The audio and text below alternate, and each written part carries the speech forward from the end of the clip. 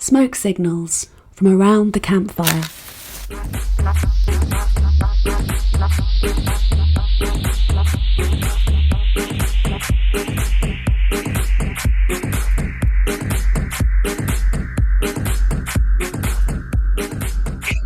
So what we usually do is a check-in where we just talk about how we're feeling, but that's obviously not possible to do with so many here. So what I'm going to do is open up. I know some of you are only dropping in temporarily, and I can see Leora there. Hello, Leora. Can you hear me? Maybe we could start with you actually and go straight in. And what are you doing at Campout? Do you want to say hello and give us a bit of a preview? Hello, thank you. Thanks for the welcome. It's exciting to be here amongst so many people. I'm also in a field. I've just also had a cold shower, so I'm ready and excited. So I'm running two events at Campout. One of them is the joy of intimacy, and the theme is receptivity. So how can we? It's very experiential. It's a guided journey to in a sense feel what makes it safe to be open. And when we feel our own boundaries, when we feel our own power, then it's possible actually to choose to soften and to let in another, to let in our own experience and to find beauty and love. So I'm very passionate about sharing that. It's going to be lots of fun, laughter, but also some depth and real connecting.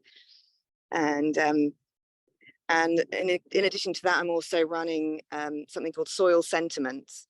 So out of the myriad, I'm here at the Green Gathering, out of the myriad of climate and ecological issues that we're all encountering, soil seems to me to be, and I hear that from people I trust, that at the core that we're so close to soil depletion and soil extinction that this could lead to mass hunger crises and the erosion of society as we know it in very short time if we don't take action.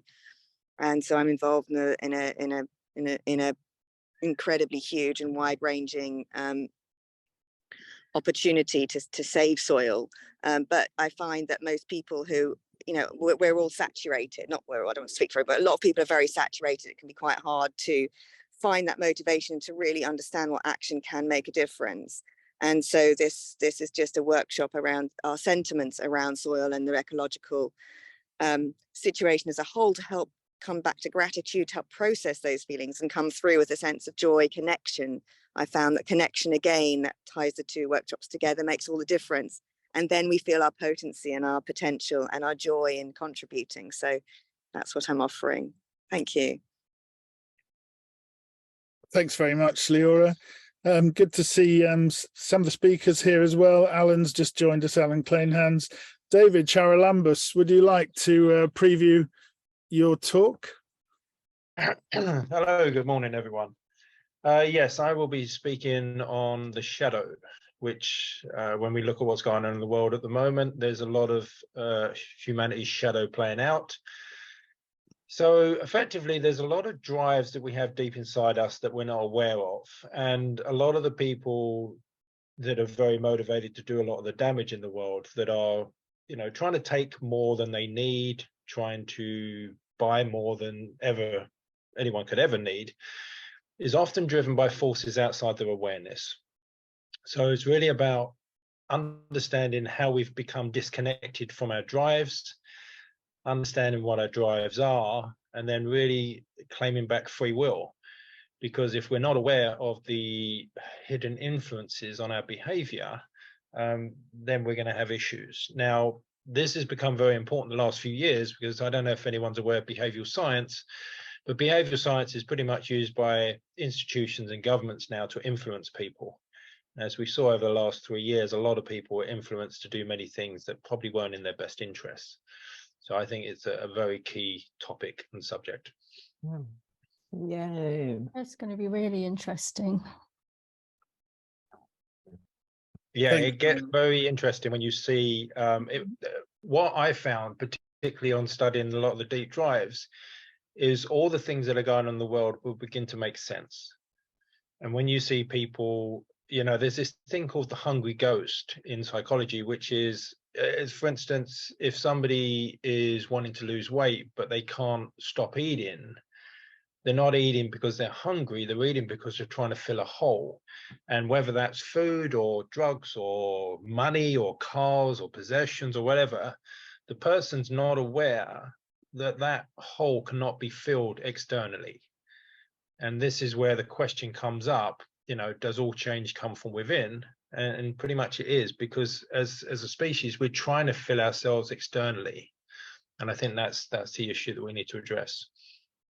David, it might be useful to just give a bit of context around some of the reaching people work that you've done this over the last few years as well, just so people can get a hook on some of the work that you've done to help people communicate differently over the last few years as well. Yeah, so we started a project called Reaching People because, I mean, I don't know if anyone was, probably everyone here has had the experience that you think you know a fact, you try to share it with someone and then they start screaming at you. The lack of rational conversations was quite incredible over the last 3 years. And when you understand how the psyche works, it all makes perfect sense. And the narratives that were pushed on us at a specific angle and a way to trigger the strong emotions. Because, you know, there's a very famous quote that says, we're not rational creatures, we're creatures that rationalize. So once we get stuck into deep emotion, we lose the ability to be rational. And of course, you'll see all the debates now are trying to trigger people into emotions. So it just ends up being just a fight. So we were trying to show people how you can literally start to get through to others, because you can't, if somebody holds a different viewpoint from you, telling them a different view generally never works, does it? It's how do you start to affect the deeper parts of people? And that's the real key. Did I give it a bit of a summary, Dan? Would you like to add anything?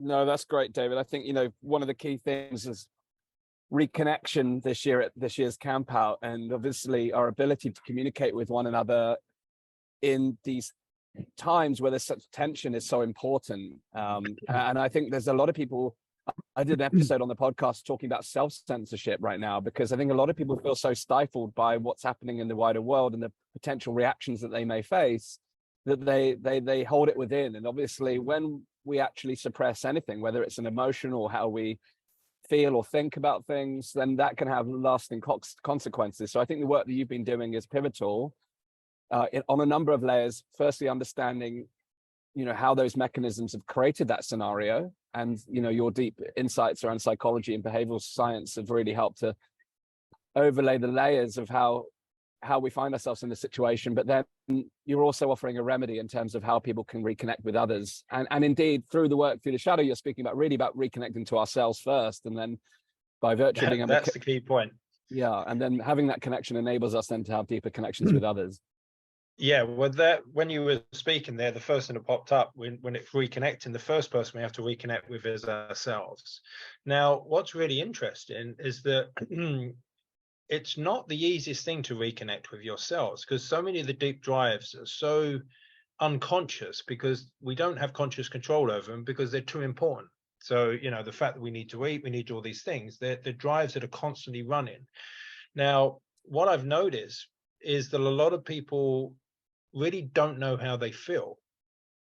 And when you start to question them, and I was recently in the US and I had some clients there and I was talking to them about things and showing them how to work with the shadow, but they generally didn't know from moment to moment how they were feeling and what was going on in their body and these is what people have lost connection with. And if we don't know how we feel, and the feelings and the emotions are so important to us, yeah, so there's so much reconnecting to self that needs to go on. That's very key. Yeah, thanks very much, David. I'd like to bring in Sunita, who I think is on the call. For the food connection that you're talking about, you may have a perspective here. You're talking about food and how it affects health and new models for health, in fact. Sunita, would you like to talk about that? Yeah, thank you, Pete, and lovely to be here, and looking forward to meeting everybody. So just a bit of background. I'm an Ayurvedic practitioner, a teacher. My specialism in that health system, it's a traditional Indian health system, is the body work, actually. And 18 months ago, when all of this was kicking off, I wrote a book which I published, which was really to support people, just really inspire them to expand their vision around physical fitness and healthy eating. Because from the Ayurvedic system, we're looking at everything really in a very holistic perspective, that everything is connected. So relating to what's been said already this morning, and when we try and isolate all these areas of our life, actually it doesn't really work because it's not cohesive.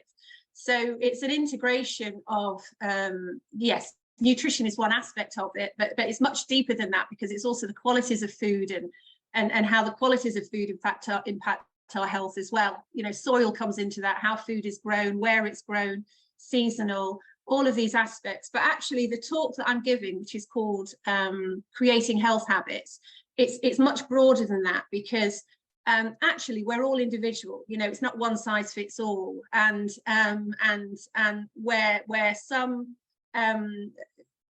aspects of sort of tools or techniques that might empower one person may not be so suitable for the other person. And but once you know what your constitution is, and once you've kind of nailed, you know, it's from an energetic perspective.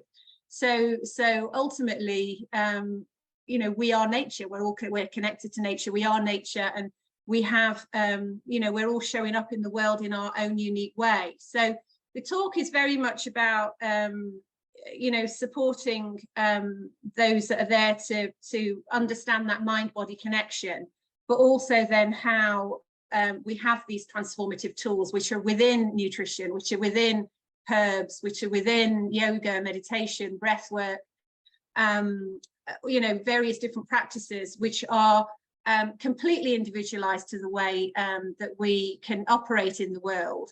And also help us be then, you know, there's different levels, there's different levels to, you know, within this system, within our awareness as well, that, you know, I don't want to get too technical, I'll save those words for the talk, but there are, and actually, I guess for me, my passion is really to help people go deeper into that sense of awareness, into the way that they connect with nature, because that's where the awareness then comes for understanding how these tools can actually support you. It's one thing I've taught for 17 years now. I've been on this path for 2 decades, and I started off life as a journalist, and you know, did my master's in investigative journalism, and I came out of it because it wasn't fulfilling that need to want to share, you know, authentic truths, and moved in this direction. But you know, these practices can be transformative, and what we tend to see in the modern world now is this sort of a lot of greenwashing, you know, and people are just picking out little bits of it, but they're not really understanding actually sort of the deeper layers and the depths. And it's when we start to get into those levels, you know, those channels, that we really start to see shifts in ourselves, in the way that we connect with the world, in the way that we talk to people. So the talk is about nutrition, but it's much more broader than that. Yeah, it's bringing in, and also it is it's also interactive, because I will share a consultation form with everyone who comes to the talk, so they're able to see top level actually what their constitution is, because then the second part of the talk is really then giving you a blueprint on what that looks like, and what are some of the things that that you can literally bring into your life straight away, but also what that means like as a transformative journey, you know, as you adopt these practices, and what that looks like long term. So thank you. Thank you, Sunita. Very eloquent. So many people here who are contributing. I mean, I'm really at a bit of a loss as to how to lead this meeting. If you could stick a digital hand up, if you're someone who perhaps wants to talk, who is contributing, but needs to go off, I'll try and prioritize you. Otherwise, I'm just going to pick people at random who I can see here, because we've got such an embarrassment of riches in terms of the gifts that you're bringing. Jessica, I can see you're here. Do you want to talk about your inner work session and the opening shamanic fire ceremony? Hello. Yes, so can you hear me? Yep, loud and clear. Yes, I'm going to start by doing a shamanic fire. And I think the thing for me about doing a fire, it's about community. So we all come together and we all make the fire together. And I will be teaching you how to put yourself in the fire and how to dream a new world into being for the children of the future. I think fire it's like an elemental thing, and we've all stood around fire in our ancestry. And it's I don't know, for me, it's just a really beautiful way and a first step of learning how to let go of anything that's getting in the way of your lives. So I'll be doing that, and then I'm going to give a talk about inner work. So I will talk about my journey a bit and why and how it's transformed my life. So that's the reason for I don't know, for carrying on doing it. And it's like my passion to help others and guide others and teach. And I will also teach some very simple shamanic processes that we use, like I use daily. But they're also, I'm going to teach one process in particular, which is disengaging fight and flight, and it's like you can do it for another. So I feel like a lot of the tools I want to teach are self-empowering, so I can give them to you and you can take them home and use them. Everything that I do is also very based with nature, like I think lots of people are saying that. So I'm really interested in the inner landscape and how we can explore our inner landscape in relation to the outer landscape. And, you know, like gently, but also with courage. And I feel like what this particular practice, the shamanic practice, does is it brings you in touch with your innocence, like your innocence. So the child part of you, your soul's calling, but also it empowers you, it brings you power, your inner power. So you're strong as well, so that you can step out into the world, and we can shine our lights and bring our gifts, because we all have unique gifts. So for me, I think that's the thing that comes from doing the shamanic work, is the innocence and the playfulness and the joyfulness, but also the courage to stand up and say your truth. So hopefully that's what I'm going to bring. And then I'll also be doing energy healing, like maybe 2 a day, just for anyone who wants to experience what it's like to do an energy healing. And simply what you would do with that is you might notice a pattern in your life, or you might have an issue, and I will gently guide you back, and we'll find the original source of that pattern or wound that we call it.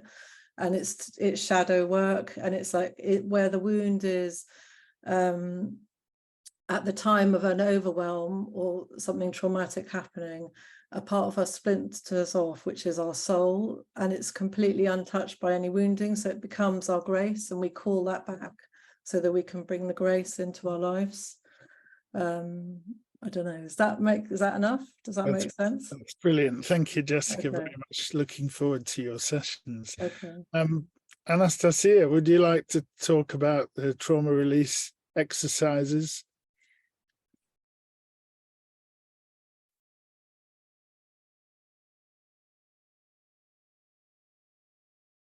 I think she's on the call.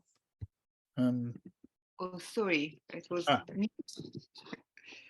I was Hello. saying it's nicely following what all the previous speakers were talking about. You know, we've been through the huge sort of traumatic time and still are in it.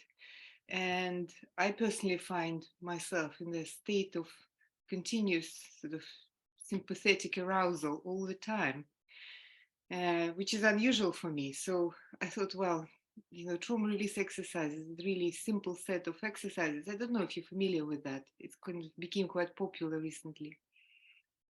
Created by David Berceli, and kind of could be traced back to Reichian idea that our the stress and trauma is being kept in the body. So it's actually can be found in body tensions, in muscular tensions. And when body naturally releases stress, it trembles like, dog or cat sometimes, dog mainly. Can you see when dog sleeps and in the sleep is trembling? And this is a natural way of resetting the nervous system. So there is a set of exercises where very simple exercises, really basic, where we tense the different groups of muscles through the whole body. And then at the end, relax. And in relaxation, this sort of tremor effect starts happening. And with this tremor, our nervous system gets reset to, to the original sort of 0 point, from the sort of fight or flight back to rest and digest. And it's quite amazing, most people get it straight away. It's very simple and relieving, and also quite amusing actually when your body starts doing things which kind of we're so used to being in control all the time, and just letting go and allowing the body to actually do its work, do its healing work by itself. And it's a very simple thing which people can take back home and practice it at home. It helps with sleep, with any sort of distressing. So it will take about an hour and a half to teach, but it can take 15-20 minutes to do at home. So it's a wonderful thing, I think, to take home with you. Thank you. Thank you very much. I'd like to do a bit of mix and match now and bring in some of the music and audio-visual context. I can see Chris Allen on the call from the Light Surgeons. Hi, Chris. Good to see you here. Pete. You'd like to talk a little bit about what you've got lined up in the Vortex? Sure. Hey, lovely to hear what everyone else has been talking about and get a sense of the whole community. So I've been invited to do something on the Friday night. I'm an artist and a filmmaker based in London, and a pioneer of a kind of live cinema, so a sort of mixing of music and audio-visual material, which has led to lots of different projects ranging from films to installations to these kind of touring performance pieces. So we're going to start the evening by playing some films, which we've made over the years, which cover different subjects. I'm going to start with some work that we've done quite recently with the British Film Institute, which is exploring archive, past, present and future, really, the sort of archival material that's on Japan, material I filmed in Japan just before the pandemic, or during the pandemic, really, and artificial intelligence, and how maybe that may sort of mine sort of film and the sort of biases that brings up in terms of archive film has a sort of bias implicit in it, and also this sort of technology is very much based on biases. So there's a sort of story in the films that I'm going to present, and there's a project I've done with an anthropologist that's a guy called Paul Basu, who's an anthropologist who was at SOAS. And we did a project, like a 3-year project, looking at decolonizing an archive from West Africa, which took me to Nigeria. So I'm going to be playing a film called Faces Voices, which is a piece looking at how we sort of react to photography and these sort of very contentious and problematic images that were captured by British colonial anthropologists in Nigeria. And then I'm going to move into some other films looking at sort of theology, a film called Shlomuzel Tov, which is a film about it's a kind of debate between a group of Jewish people from London talking about this concept of luck, and is luck something that's kind of given to you or created by you? And then a piece called Home, which is a piece looking at homelessness. And then me and my partner in this kind of live stuff, Tim Cowie, who's an amazing artist and composer, are going to perform 2 audiovisual pieces. One called Adrift, which is a kind of piece looking at sort of non-place through photography and video that we've gathered.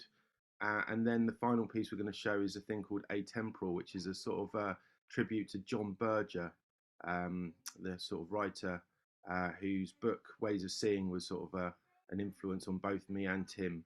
And then we sort of developed this audio-visual show as a sort of tribute to him, but also goes through lots of different kind of projects and work that we've done over the years. And then the end of the night's going to be Stuart Warren Hill, who I don't think is on this call, but he's going to be performing a thing called V Sequencer, which is a bit more kind of musical and party. So our work's kind of, mixes sort of spoken word, narrative, storytelling, and it's very much our own sort of filmed material that we've gathered over many years.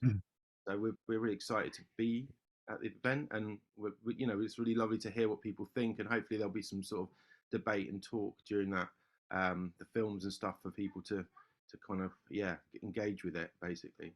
So that's what I'm doing. Thanks for having me. Absolute pleasure, Chris. And of course, we worked together at the Big Chill, the festival I was involved in before I got into this sideline with Campfire and Campout. It was a great inspiration. I met my life partner there, and I have two beautiful kids who are going to also be coming. And it's going to be the first time they're going to properly see what I do. So, a great story. I know of at least 50 marriages that have come out of that community, actually. So maybe we can.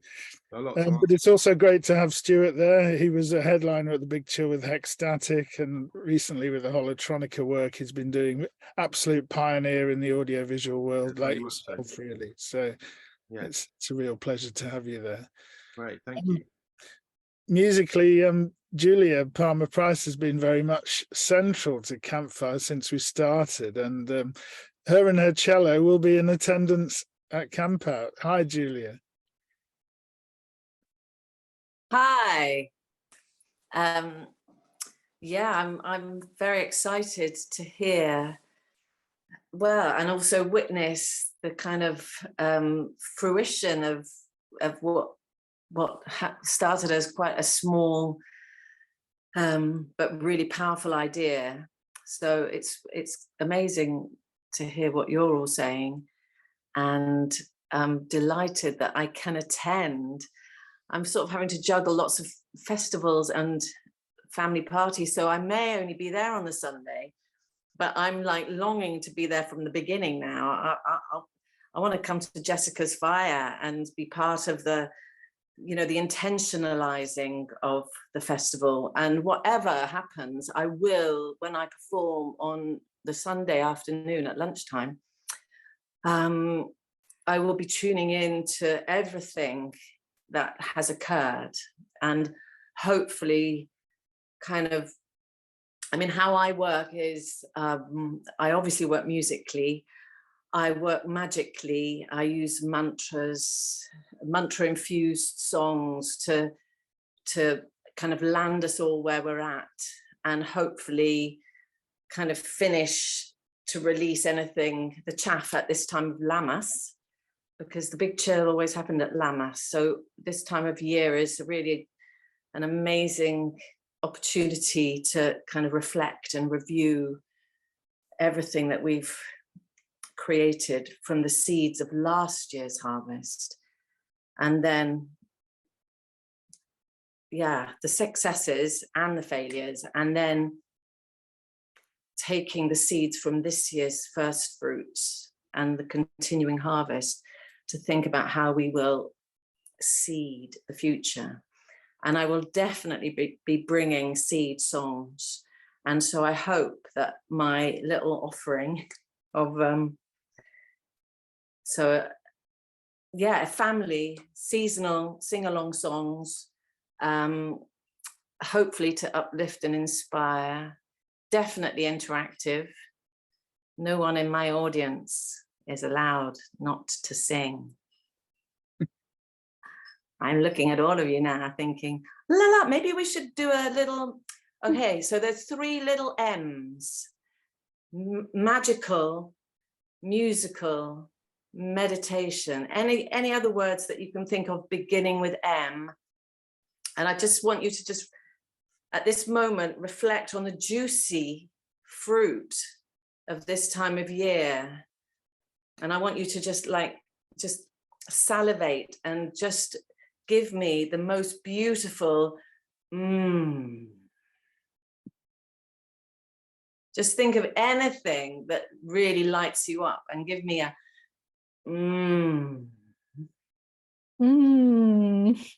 You are allowed to unmute for this. But... Oh yeah, let's all unmute and do one big last juicy.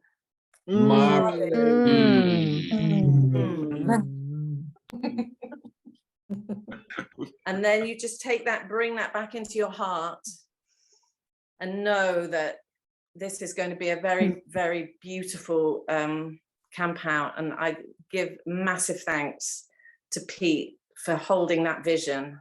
And I hope we will all leave the camp out with a, spring in our step and vision for how we can move on into the world where we are the change and it is within us. So yeah, that's me, Julila.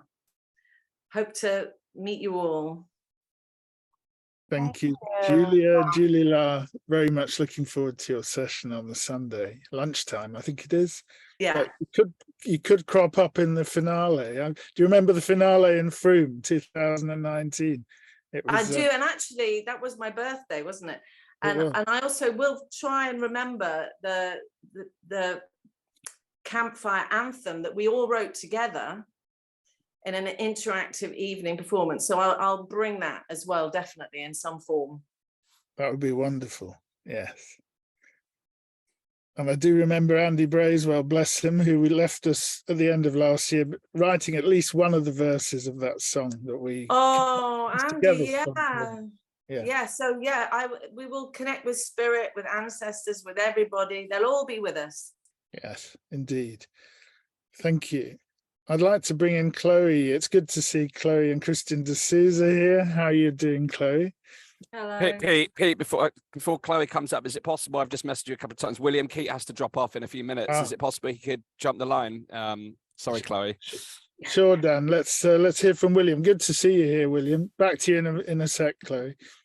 Not at all, and apologies, my digital hand waving message thing wasn't available for some reason, so apologies on that. I'm furiously messaging Dan. Pete, nice to meet you, because I obviously haven't met you before, and there are loads of other amazing people on here that I haven't met too, so hugely looking forward to next week. I'm going to be on the Sunday morning session, and I suppose my focus, predictably, is going to be about matters to do with self-governance and sovereignty. And an aspect of it, of course, is going to be the constitutional law that underpins our ancient law system and how we're just missing it and not understanding it. That's going to be a big part of that as well. But I'm going to go a bit deeper as well into matters to do with natural law, the occult in relation to our own psyche, and how our own psyche is manipulated. And our relationship with truth and lies. Hi, darling. Which is quite morning. Hello, how's it going? Oh, excellent. So yeah, no, it's nice to see you guys, and looking forward to it hugely, and chatting with people beforehand. Unfortunately, I'm only going to be able to be there on the Sunday, but like one of the previous speakers, I'm sort of thinking, damn, I need to be there for the whole thing, but unfortunately I can't be. So anyway, fantastic. Thanks, William. Really looking forward to meeting you too, and enjoyed your chat with the Bald Explorer as well, which I was watching a bit of yesterday. So. Yeah, that was fun. That was good. Yeah, Pete and I are with Richard Vobes on Monday morning to talk about Campout. Richard is going to be speaking on Friday night. So if you're a fan of Richard Vobes, he'll be with us on Friday evening. And he's kindly invited us to be on his show on Monday. So look out for Pete and I on the Bold Explorer on Monday. Thanks, Dan. Fantastic. I've got to jump off. So thank you, guys. And all the best. And look forward to seeing you next week. Cheers, William. Take care. Take care. Cheers. Chloe, you're back. Yeah, you're part of a panel that we're doing on sacred sexuality, on sacred masculine and divine feminine. I'm very much looking forward to that one. Would you like to say something about it and your work? Yeah, so I'm new to Campout, so it's really good to meet you all, and I'm really excited to come. It's a nice segue actually, because we're going to be hosting an event with the three of us. We've got Darren and Carla coming in and myself. They're not here today. And ours is Sex and Sovereignty. I've just written a piece about how to live your feral self. And working as a sex, love and relationship coach, my body of work for the last 20, 30 years is working with the body and what we do with it. What I personally discovered in my lifetime is, although I've spent over 20 years in reclamation of myself and my own body, that it wasn't really until I started to include sexuality, that sexuality being a powerful force that is suppressed for probably very good reasons, because it's so powerful. And once you start to get in touch with that within yourself, you start to really step into body ownership in a whole new way. So my work teaches people how to facilitate that for themselves. I'm passionate about people changing their inner ecology, and I work a lot with neural pathways and neural science. Luckily, the brain is so plastic that we can create new neural pathways, but also looking at what's stored in our bodies that dominates us, that if we release, that we become much more in ownership of ourselves, rather than, there was an earlier speaker who was mentioning the unconscious dominating us. I think really in terms of what motivates my work most of all, so Feral Grace is about changing our inner ecology so that we can connect with it and change our outer ecology in a positive way. So sexuality for me is a resource that is never ending. It never goes away. We got here via sexuality. It's the living life force within us. And when you connect with that on a daily basis, your creativity is immense, and it's not using up any resources in the world around us. So we're living in a society where it's, you know, what do I look like? What can I consume? You know, will the next happy meal make me happy? As opposed to what can I access in myself? Where is pleasure my resource? How can pleasure fuel my creativity? And more importantly, what I see on the planet today is the need for sort of positive, healthy leadership. And once you align your sexuality into your self-leadership, you start to step in respect to yourself. Then you are going to respect others in your outer world more. You're going to respect your environment more. So it's in an alignment with your inner ecology and your outer ecology. So for me, that's the bracket, if you like, of sex and sovereignty. Because when we're really in touch with the sovereignty of ourselves, you tend to damage your world less and positively input it with a whole heap of respect that I'm quite excited about. I don't think there'll be time at Campout to do more experiential stuff, and I'm actually coming with my partner who will be DJing and my two kids, but there's also ways in which within the tantric school of thought that you can practice how you fine-tune your creativity in alignment with your sexuality and vice versa. So if anybody wanted to talk to me about that at the festival, I can be talking about that. I guess I discovered this work because I've always been with the body and the emotions and what's stored there, and how self-leadership in the world is really needed right now.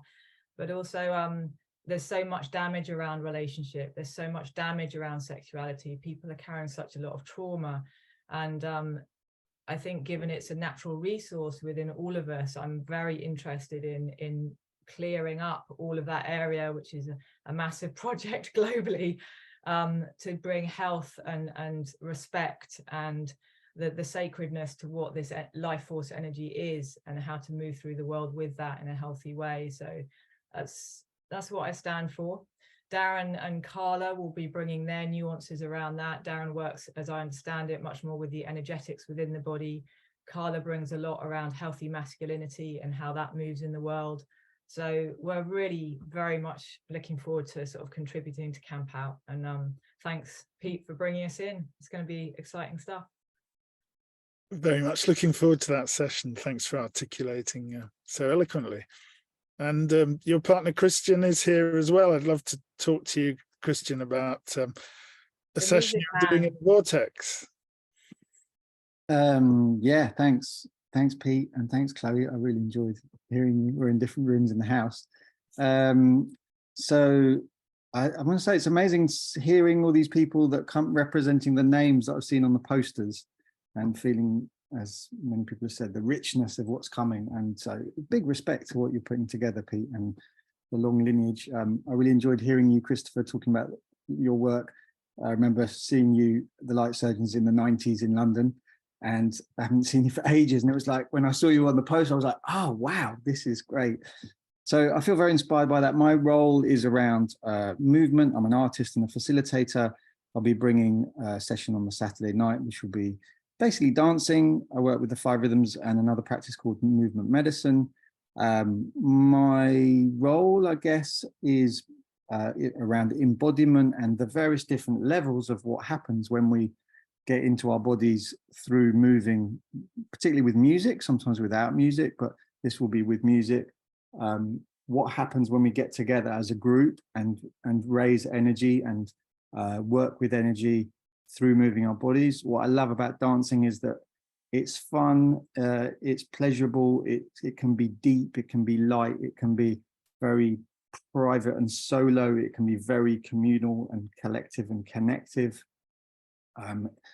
What I love about dancing is it connects the physical, visible world with the invisible world, whether that's emotions or spirit or, you know, concepts. And I guess I feel like in this context with Campout and what I'm seeing and hearing, that there's a lot of very inspiring, very important, radical thinking and methodologies and processes which are coming.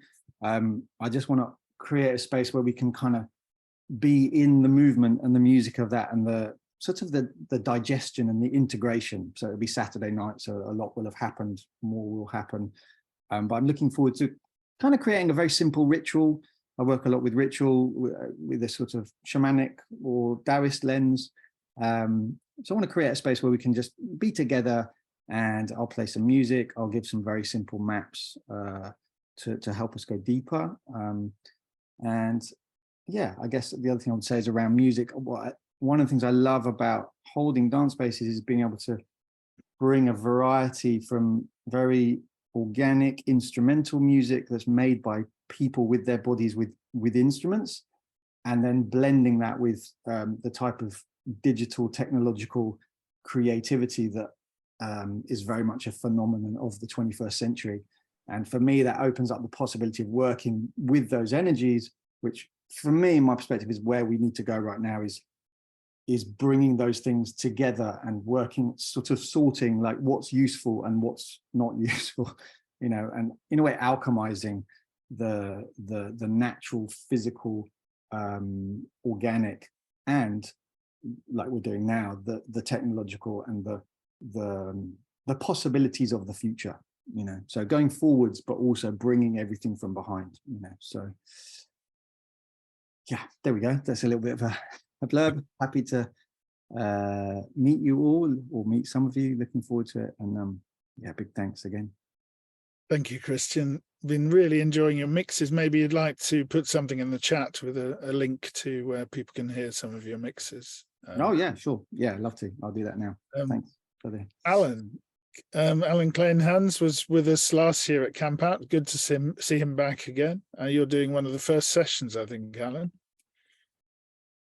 Hey, Pete, thanks. Appreciate you calling on me here. And Dan, good to see you, and good to see everybody here. I only found out about this meeting, like, I don't know, just as I jumped on, I just found the email. So I missed the beginning, I apologize. And yeah, I'm gonna have to jump off very quickly because I'm going into a podcast interview, but I'm looking forward to the event very, very much. I've been posting it and sharing it and telling people to buy tickets and join us. And yeah, I'm looking forward to being part of it. I'm looking forward to my session. And I'm excited about the fact that I'm getting to do the opening session.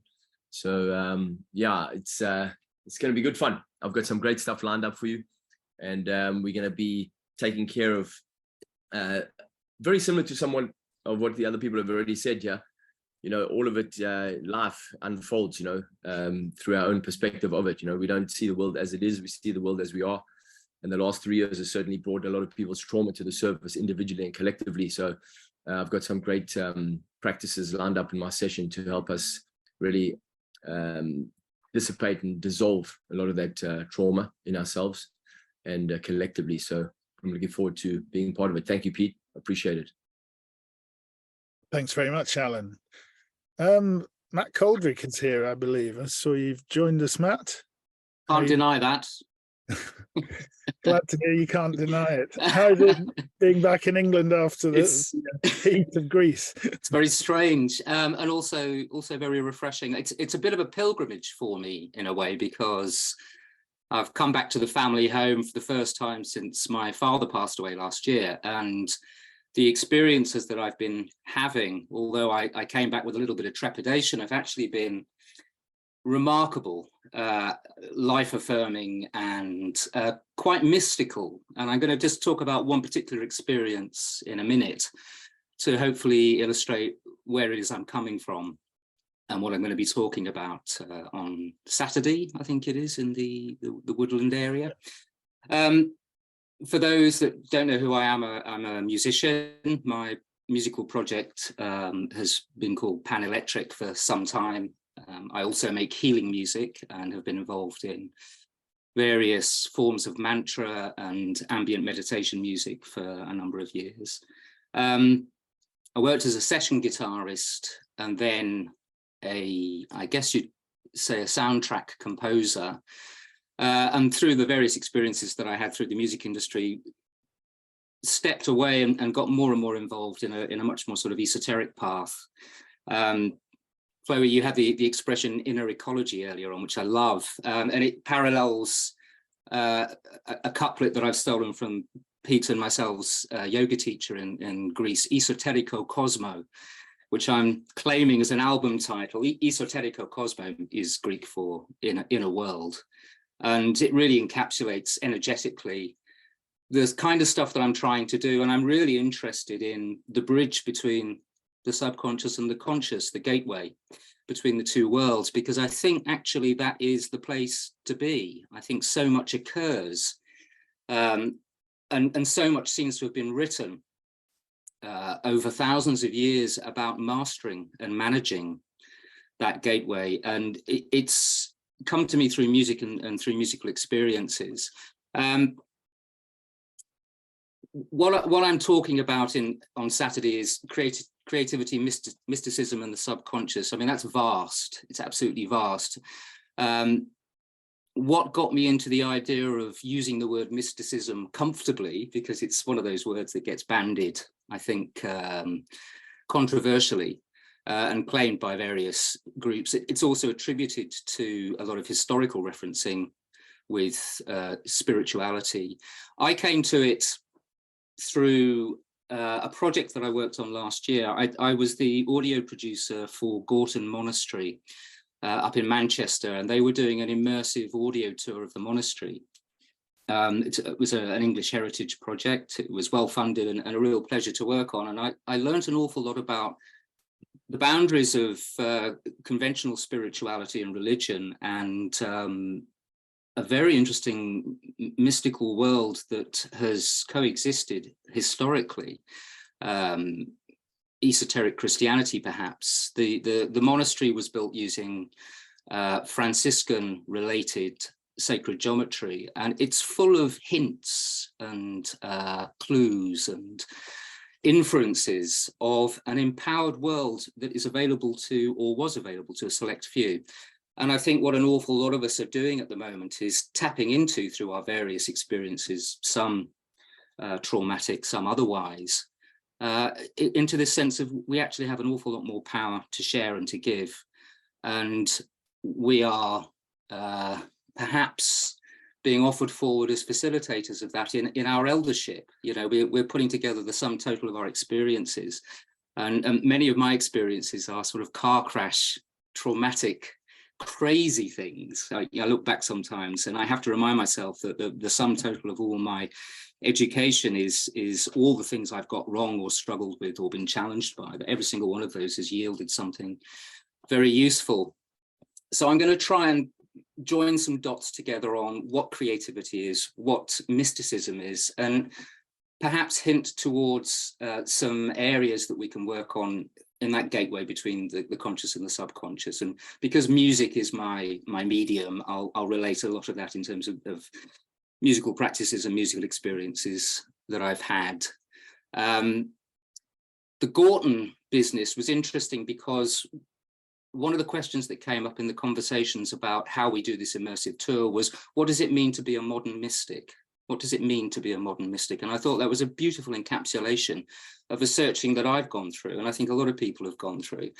And I've been toying with this question for quite some time, and my latest iteration of the snappy answer, and I really come from a place of convention being brevity being the handmaid of convention. I don't like to try and simplify things too much, nor take too linear a path on anything. I love to meander, as you can probably guess by now. But the summary statement that I came up with is, a mystic is someone who holds space for the universe's innate desire to reach equilibrium. Holding space for the universe's attempts and desires to reach equilibrium. I really think that's the place of work that certainly I've been trying to reach, or have been knocked into once my ego's been batted back to me reflectively. And I think holding space for the cosmic ballet that goes on around us constantly, the dance and the weave of patterns and energies. The more we're able to engage with that, it's a very Taoist concept, but it appears in all sorts of codes of philosophy and spirituality. The more we can engage in that and point each other towards that, then the more effortless and mutually empowering our pathway becomes.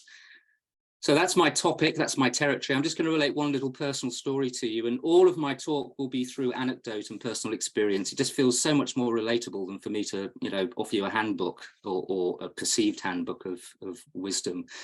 So it's going to be full of all sorts of bizarre situations that I experience. And the latest one, which happened last weekend, it has been the most mind-blowing. And it is very personal, but I really want to share this. So last weekend, I went to the cemetery in Horsham, where I'm currently staying, my family home is, to see my father's plot. We're still in the process of sorting out the headstone for him. And I say all of this with both love in my heart and a smile on my face, because what happened was just astonishing. For the last 2 years of my father's life, he worked diligently, studiously, and actually quite obsessively to draw up the family tree. It was bizarre. He tucked himself away for hours and hours and hours, spent time and money researching all sorts of different aspects of finding out more about the family name.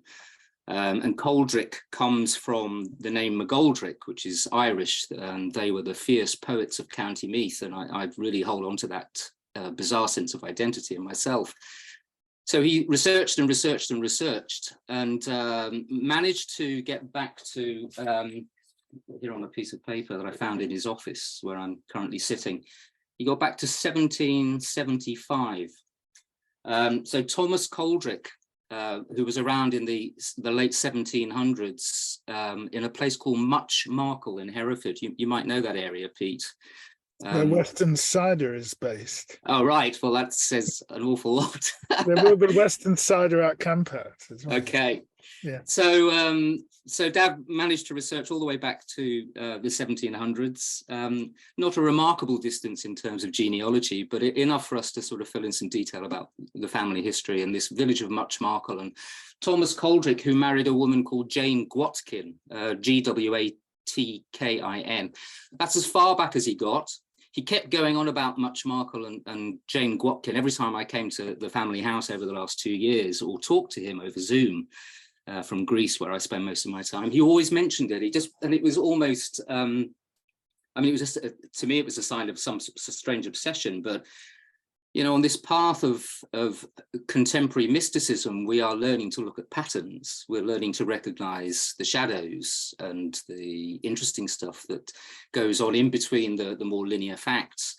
So I thought not much more of it. And when I went to his cemetery plot last weekend, I was expecting it to be an extremely difficult and emotional experience, and it wasn't. It was really joyous. And I stood there with my mother, and we looked at the little plot of flowers and the other graves around us, and said how nice it was and how peaceful it's felt. And I glanced to my left at the plot next to my father's, and nearly fell over, because the inscription on the gravestone was attributed to a local woman who died in 2006 by the name of Watkin. And I could not believe that the sum total of my father's research in family history stopped in the 1700s at the marriage of Jane Watkin and Thomas Coldrick, two very obscure and unlikely names. And his final resting place was next to a woman called Watkin here in Horsham. If you looked at that from a left brain perspective, it's almost impossible odds. You look at it from a right brain perspective, it's perfect. It's absolutely perfect.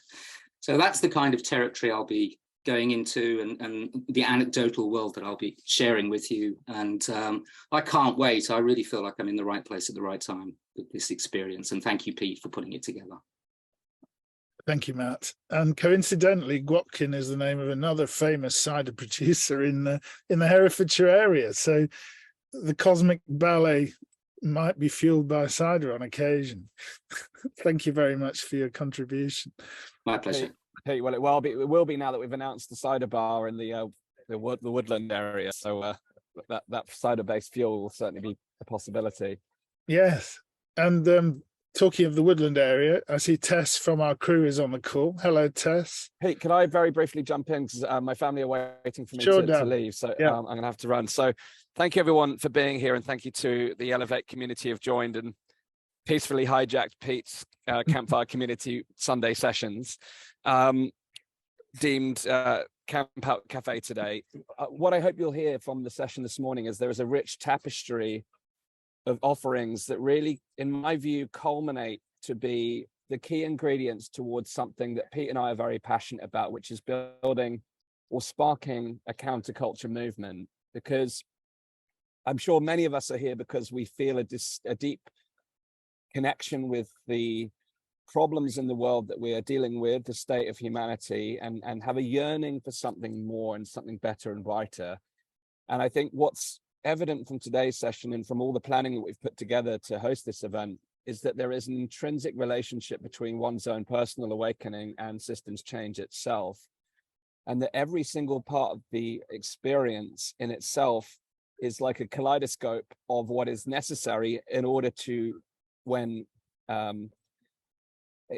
experienced in kind of a cohesive fashion over the space of 4 days that we put together, it really becomes the catalyst for something bigger. And really the guiding theme for this overall event, if I was to distill it down, is how we can build a new counterculture and how it can emerge as we explore things like community building, like decentralization, like localization, like healthy living, like personal empowerment, like the shadow, like the things within us, reconnecting to nature, political transformation, social transformation.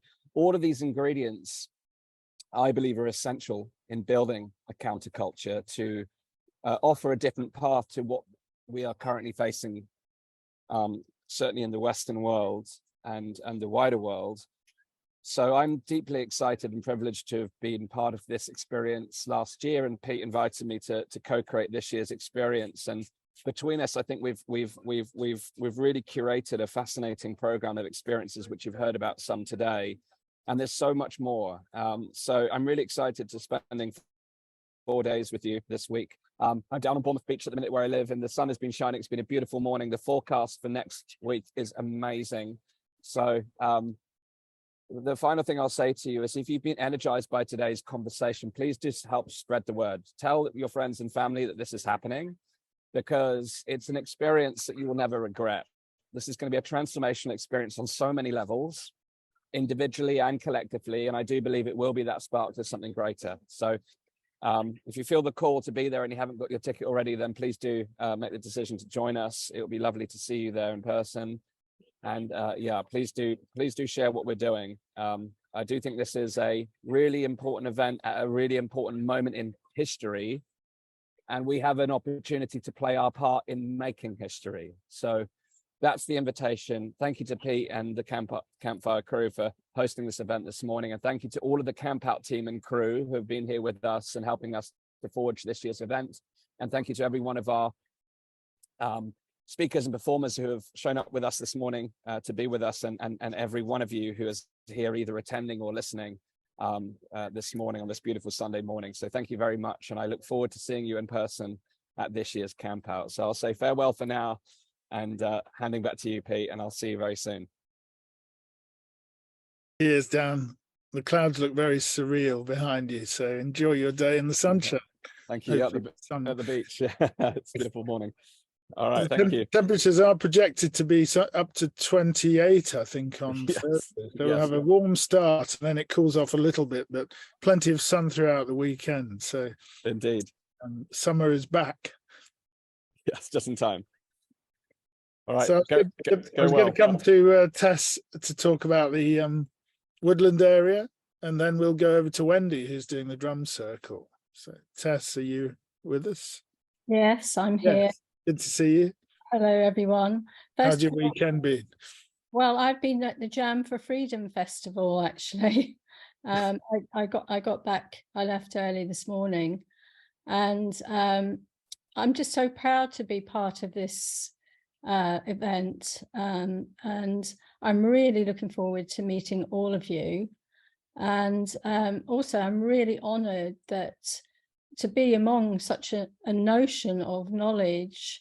I'm just listening to everybody. I'm just in awe of all the wisdom that's coming through, and I can just see this is going to be magical, mystical, all those words that have been used.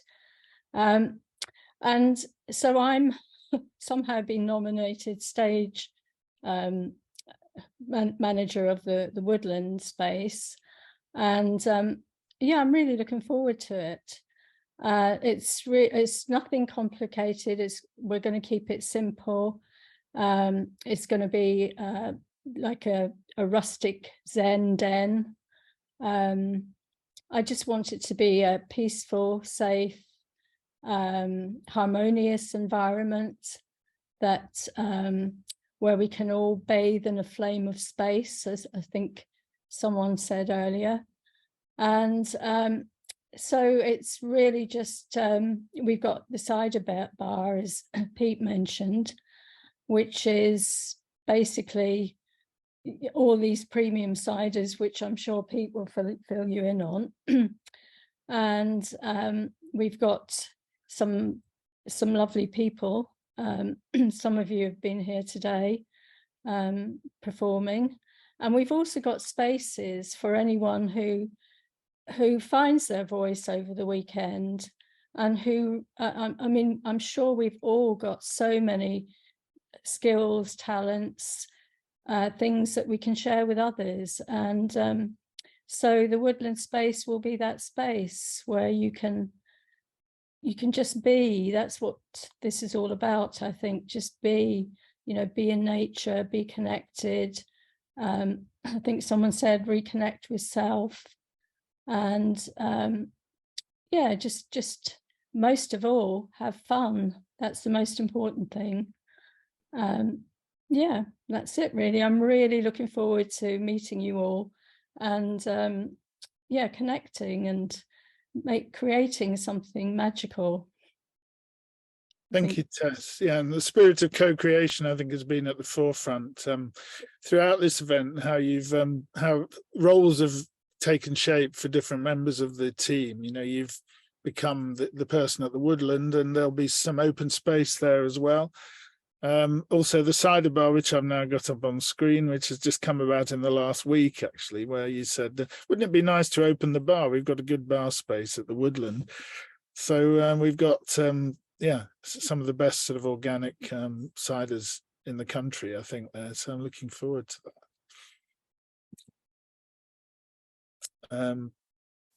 So thank you, Tess. Yeah. Wendy, are you there? Do you want to talk about the drum circle? Can you hear me? Can you hear me, Pete? Yes, we can. No, it's slightly dodgy signal. So I've been busy this week. I'm at the World Yoga Festival, and I'm just about to start setting up the drum circle for today. So there's so many aspects to this, but the community drum circles are different than drum workshops. So I'm not teaching you any rhythms. I'm teaching the group as a whole to find your rhythm together and individually. But what happens with this type of drum circle is it really aligns with everything that people have said so far, because you're connecting, with all the bad communication that's gone on verbally, and all the, all the trauma that's gone on, you're really connecting everybody together in one community. So I've been doing this for about 16 years. I trained with village music circles, and that is the idea. It's a primal village thing, coming together and making music. So there's an awful lot of setting up chairs and setting up drums, lots of work around it, but the actual drum circle is brilliant fun. I think we had towards 60 people at last year's Campout, all crowded in to, with some help. I don't know if Eva's still on the call, but Eva did a training last year, and she's been joining me and roading lots of chairs. And also we're bringing it to our local community with the home education that Eva's running as well. So my other trainings on the rhythm to recovery, and that's to help people. Again, it's very useful when there's verbal difficulties. People can just express themselves through the drums. And very often you find people in trauma, maybe teenagers who don't want to do anything but would grudge anyway, usually, but they will open up when they've released a little bit of that tension. Same for the group. So when they run a drum circle, it looks like not much is happening, but basically I'm calling on to a lot of tools to bring people together, and kind of we run what we call a map to bring the group to the highest potential that they can possibly get together. The amazing thing about Campout last year was it was one of the very rare times I actually managed to run the map in 1 hour. We got to the point where I could sit down and everybody was just drumming together, and you only intervene then when you feel there's a bit of a bored air in the group. But basically my job's to do myself out of a job. At first it's chaos. So again, like any community, chaos happens, transition points happen, and you can hear it in the drumming. So we do a lot of things to kind of bring that together, but we're trying to also spot, we're thinking of the group as a whole, but individually your awareness is really kind of spread across. So it'd be great if as many of you can Saturday evening join the circle. It brings the whole community together, and I can bring some drums out in the jamming sessions as well, so we'd be very welcome to borrow some drums. I'll just quickly show you what it looks like. I'm going to share something on the network as well, because I was going to put a clip together, but I've been so busy at the Oak Festival I can't. But basically here, can't see what I can see there. We've got chairs going on here, trying to start setting up all the chairs. There's various stuff going on in the background. A lot of those children came to the drumming every day. They've got all sorts of activities, t-shirts making and sound baths and things. And I'll just show you quickly what I've got to do next when I leave you all. There's a few drums in here. I'll say goodbye. Thanks, Wendy. You're cutting in and out. So I'll see you next week. Yeah, look forward to seeing you there. Sorry, Pete. Could I just? All right then. Sorry, I'd like to swiftly move on. Sorry, Tess, did you have something to say? Yeah, sorry. What I meant to add was we're having a raffle as well. So if anyone has any prizes that they would be happy to donate, please just contact me direct, and I'll be very happy to take them from you. And also I need, if anyone's got a cash tin, a lock-up cash tin that I could borrow, or a lock-up suitcase to store the cider overnight. I don't know if Pete's got any thoughts on that, but if anybody can help with any of those things, I'd be most grateful. Thanks. Yeah, that's something we can discuss. You can look up. Yeah. I just thought I'd flag it. Yeah. Is Paula still with us? I went to mute. Can you hear me at all, Pete? Hello, Wendy. Yeah, we can hear you. Can you hear me? Oh, sorry, it went on to mute. I'll just say goodbye and thank you. But yeah, next week I just to let you know as well, anybody that's helping with performing, I'm supporting the stage crew. So come and find me. We'll be doing all that around it as well. So, but most of all, see you at the drum circle. Thanks a lot. Thank Bye. you. Fenella is on the meeting. Would you like to speak a little bit about the children's area, Fenella?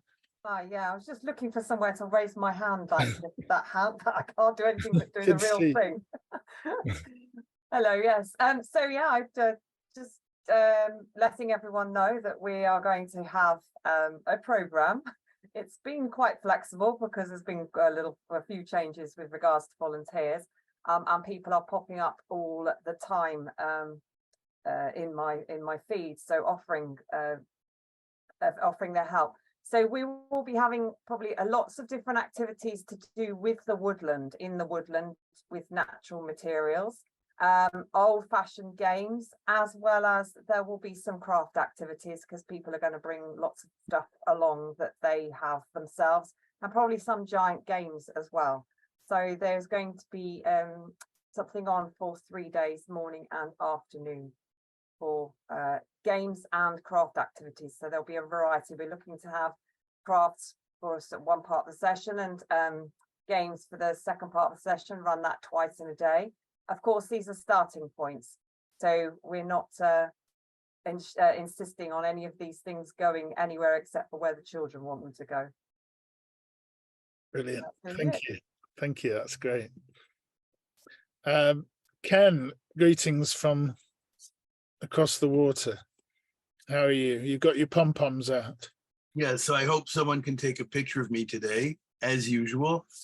Greetings to everybody. No, I can't be there in person. I am in Silver Spring, Maryland, just over the line from Washington, D.C. At least this gave me an idea of what this thing will be like. It would be great to have some kind of way to virtually connect with this. I know I'm supposed to contact Sean about that, so maybe we can discover some sort of a miracle. Well, Sean actually is not going to be there, so he can't. He's not going to be there. Oh, he can't really bring any miracles to it unless he turns up on spec. So the best thing. Well, all right.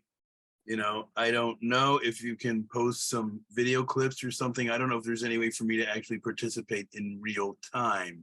I think there'll be some stuff after the event, but it's quite a challenge with the small voluntary team we've got to set up anything meaningful that would be a webcast. But you never know. Keep your eye on the Campfire pages, the Elevate pages, the Facebook group, etc. And I may just send you a message from time to time. I still want to reiterate that it's amazing to me that my main connection to England is through the music community. I've known Mr. Lawrence for almost 40 years. That's how we met. And that I'm getting along very well with people from England who are not primarily part of the music community. There is some kind of spiritual link, or whatever you want to call it, between me and England. I don't know what it is, but it's there. Thanks, Ken. And maybe we'll have a chance to see you shaking your pom-poms before the day is out. Tony, there you go. Tony Hawkins, good to see you. How are you? Good. In spirit, mostly. Yeah, I just wanted to mention dreams, which I think are vital to future evolution, even if I don't do anything. I haven't organized anything, but I just got a feeling. The title came up, Reading a Dream. And I think I wanted to just, if somebody has a dream they're burning to share, it would be a good space to do it. And my perspective, I suppose, has another title, which is Dreams on the Fifth Dimension. So I kind of, what am I saying? I just want to open up for dreams, and that's it, really. I've got nothing to say. I've got nothing organized. Life has gone into some very strange dismemberings recently. When Matt was talking about cemetery, I was last week, at my mother's cemetery grave, which was 50 years ago. and I discovered I owned the thing. And there was it was an extraordinary, exciting time. I realized I wasn't feeling mournful. It was like, hey, this is my death we're talking about, and I'm feeling really excited about it. So anyway, but dreams. I am listening to myself and I think, crikey, what are you talking about? Anyway, I'll shut up. But if anybody wants to open up with a dream, and you see me, you could talk to me. Thank you, Tony. There is actually a session tomorrow. Who was on the call earlier on is doing unwaking dream work, which is in the village space on Saturday, which you'll find as one of the many pages in our 86-page program as it currently stands. Yeah, that sounds really interesting. Campout.live/program, and you can download or read the program, but there's lots of stuff, including the full day-by-day calendars of what's going on, which may change a little bit between now and Thursday, or they may change after Thursday. One thing I've learned over the years as a programmer of events is things are constantly changing, even once the event starts. So yeah, you wouldn't believe actually how much goes into putting those things together. So we've just got a few minutes left. Is there any more pearls of wisdom, questions, observations, reflections from anyone? Pom salute to everybody. Have a great time. Wish I could be there. If someone could take a picture of me, I would be very grateful. And just put it up on the Campfire site. I'll find it somehow. Okay, we'll put you full screen for a few seconds if anyone wants to take a photo of you. Yeah, well, you got to see my hippie boots too. Most cheerleaders don't wear hippie boots like that. You see them? I don't know. Impressed by your skirt, I must say. That's a pretty conventional cheerleader thing, you know. Thank you, Ken. Right. Where would we be without you? Where would we be without you? So I think I'm going to leave it there, folks. Thank you very much for being part of a fascinating and invigorating session. As I said earlier, quite an embarrassment of riches that we're being offered. And it wouldn't be Campout without the co-creation that's involved in putting this together, everyone bringing their gifts, bringing their unique and wonderful qualities. Thank you all for being part of this, and really look forward to seeing you in a field on Thursday, or before Thursday for some of you. Pom salute to everybody. Bye everyone. Looking forward to. I could be there in person, but it's a little far from Silver Spring, Maryland. Cheerio, everyone. Bye. Thank you. Bye. Be well and stay safe. Thank you. Bye. Thank you very much. Thank you.